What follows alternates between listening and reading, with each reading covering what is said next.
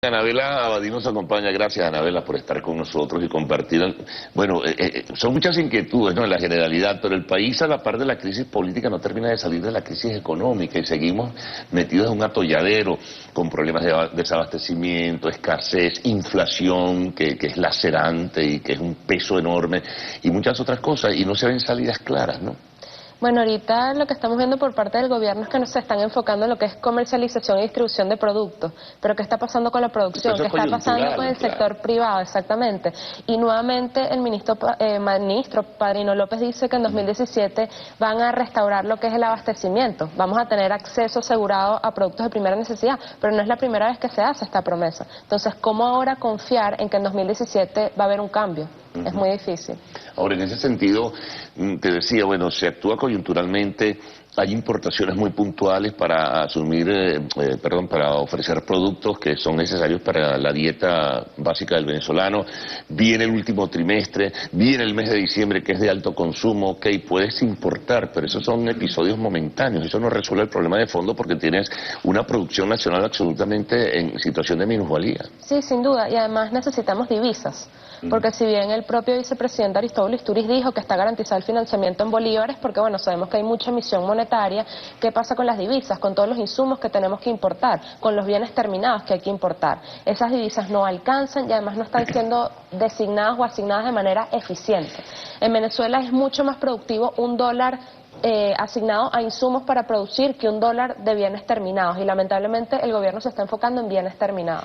Ahora, si no hay, digamos, renta petrolera suficiente para asumir esos compromisos, tienes otros, como es la deuda externa del país, que por cierto, ahí se presenta un problema que ha surgido sobre la posibilidad incluso de que PDVSA, que muy puntualmente pueda llegar a una cesación de pagos con este tema de que el Citibank decide desvincularse de todo el proceso, ¿no?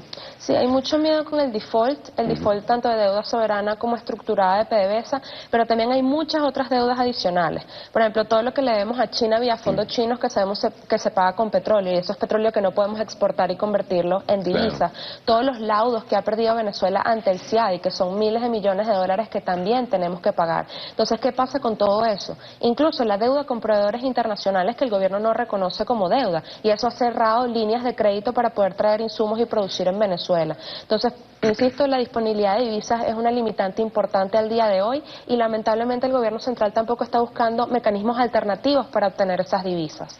El ex vicepresidente del área económico, Pérez Abad, dijo que este año íbamos a romper récord de exportaciones, los 7.000 millones de dólares que recibimos en 2006. Lamentablemente no lo estamos viendo. Me refiero a exportaciones no tradicionales o no petroleras, porque no se están tomando las medidas correctivas para poder impulsar ese sector. Ahora, fíjate tú, siguen hablando en esos códigos de exportaciones, pero ¿qué podemos exportar en este momento y qué estímulos tiene un productor nacional con la situación de crisis que hay internamente? Bueno, pareciera que el gobierno se quiere enfocar... ¿Cómo producir? ¿Producir qué? No sé. Exactamente, el gobierno parece que se quiere enfocar en commodities, no necesariamente en producción. Por ejemplo, el tema del arco minero, es claro, extraer oro y venderlo al extranjero. No estamos hablando de producir algo en Venezuela y exportarlo, sino extraer algo que ya tenemos, un recurso natural, y exportarlo. Y eso nuevamente nos devuelve al modelo rentista, tal vez no rentista respecto al petróleo, pero sí rentista respecto a otros recursos naturales y mineros.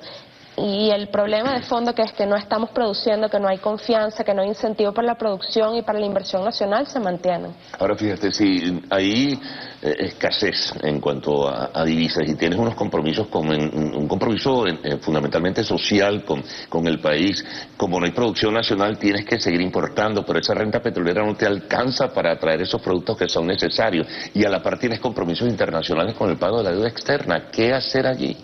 Es muy complicado. Hay algunos que hablan de la reestructuración de la deuda, unos que están a favor, unos que están en contra, otros que hablan del cortoplacismo, que vamos a importar bienes terminados porque eso llena mucho más rápido el anaquel, pero eso tampoco está incentivando la producción nacional, que es la que hace sostenible en el tiempo el abastecimiento del mercado.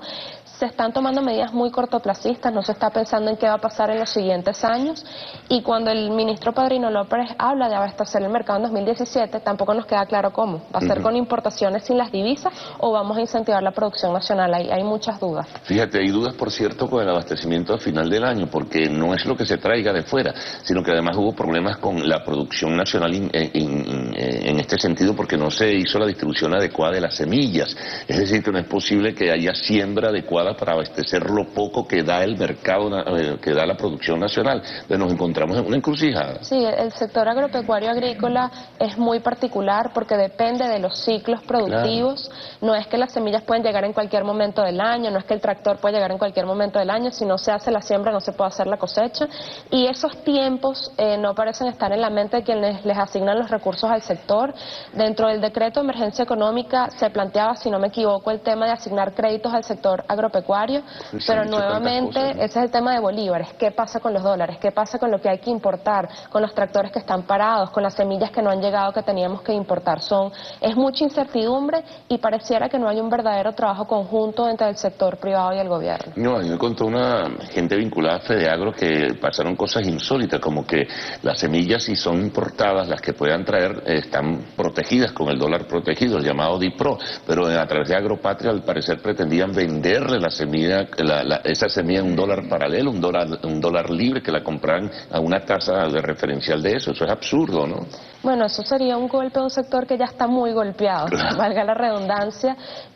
Las pocas divisas que hay, en su mayoría, según las cifras del Banco Central, se están asignando a través de DIPRO. Muy pocos dicen tener acceso a ellas, entonces no queda muy claro quién las está recibiendo. Sí, en su mayoría, un misterio, ¿eh? Esas divisas en su mayoría deben estar siendo asignadas a través de las compras centralizadas del gobierno central, que lamentablemente han sido ineficientes, porque si fueran eficientes no tendríamos tal vez los problemas que estamos viendo ahorita. El sector privado tiene la experiencia y tiene los contactos internacionales para tal vez asignar más eficientemente esos recursos, pero lamentablemente no se los están dando. Ahora, esas asignaciones directas siempre se marcan por una tremenda opacidad. Nadie sabe cómo se maneja eso. Y el sector privado tampoco puede tener acceso, porque si el Estado no cancela las deudas que tiene con los proveedores internacionales que tiene el sector privado, porque el sector privado la paga aquí en bolívares a la tasa que establezca el gobierno, pero que tiene que pagar directamente es el Banco Central a los proveedores, y si no lo hace, ¿quién le vende a Venezuela? Bueno, precisamente antes de que empezara esta llamada joroba cambiaria, de que se aprobaban muchas divisas pero no se liquidaban, con entregar un papel de aprobación de divisas a un proveedor internacional era suficiente, porque el gobierno central pagaba de manera regular. Cuando vemos que ya el gobierno central no paga, ahora estos proveedores internacionales cortan las líneas de crédito, exigen otro tipo de garantías, y muchas empresas nacionales no tienen los recursos para poder brindar esas garantías, y eso por supuesto tranca la producción nacional, que no solo es que limita la posible ganancia o la posible producción de la empresa, sino que también está afectando a los trabajadores de esa planta. No, es terrible. Ahora, fíjate, el otro tema que tocamos apenas referencialmente, el tema que es ese castigo terrible, que es la inflación. No hay un plan estratégico, no hay una línea, un indicio que indique, mira, por aquí vamos a enfrentar el problema de inflación. Claro, sin producción nacional no puedes enfrentar el problema inflacionario, y con una caída de las divisas peor aún. ¿Qué hacer? Bueno, efectivamente el gobierno mantiene una política de gasto público, una política expansiva. Estos bolívares siguen existiendo, hay un gran presupuesto en bolívares, y vemos que el gobierno central sigue aprobando esos recursos. Pero si no hay producción nacional, tenemos muchos bolívares persiguiendo muy pocos bienes. Eso se va a traducir inevitablemente en inflación, y estamos viendo niveles históricos de inflación. Si no se aplica una política monetaria correctiva, o al menos, como se dice ya tradicionalmente, dejar de imprimir dinero inorgánico, va a ser imposible controlar la inflación. Ahora, no hay tampoco un indicio de que se puedan registrar cambios, porque hay un modelo establecido que tiene un patrón ideológico, que yo no sé si es tan apegado al patrón ideológico del marxismo tradicional, ¿no? Pero de verdad, con ese modelo, y si no hay modificaciones del modelo, vamos a seguir igual. El modelo hasta ahora ha sido controles y gran gasto público. Eso es básicamente lo que hemos visto. Ese gasto público, llamémoslo gasto social, pueden ser misiones sociales, créditos adicionales, como lo queramos ver. Eso es populismo, pero no ha sido inversión, exactamente. No han sido recursos que se traduzcan en recuperar recursos para poderlos reinvertir en el futuro. Y esos controles son los que precisamente han asfixiado el aparato productivo nacional. Las empresas al día de hoy tienen muchísimas dificultades para producir, y por supuesto que los inversionistas extranjeros tienen miedo de traer sus recursos a Venezuela. Y bajo esa premisa, lamentablemente, la recuperación se ve muy difícil. Ahora, todo tiene un límite, ¿verdad? Dice, todo tiene su final. ¿Hasta cuándo crees tú? Es un pronóstico arriesgado que pueda aguantar el país en esta situación. Bueno, ese llamado llegadero, cuando llegamos al llegadero es muy difícil de saberlo.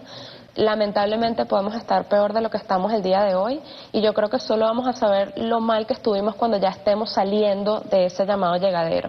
La crisis va a tener un fin, no tenemos claro cuándo es, pero ojalá estemos preparados para ese rebote. Ahora, preparados, pero bueno, sí, es una circunstancia muy particular, pero no hay, y parece que no va a haber ninguna posibilidad de ese cambio del cual estamos hablando. Es decir, el modelo continuará y llegará y se agotará y bueno, no sé cuál será el resultado de todo esto. Bueno, los socialismos clásicos en su mayoría colapsaron y ese colapso lo que quiere decir es que el modelo se tornó insostenible incluso para quienes apoyaban el modelo.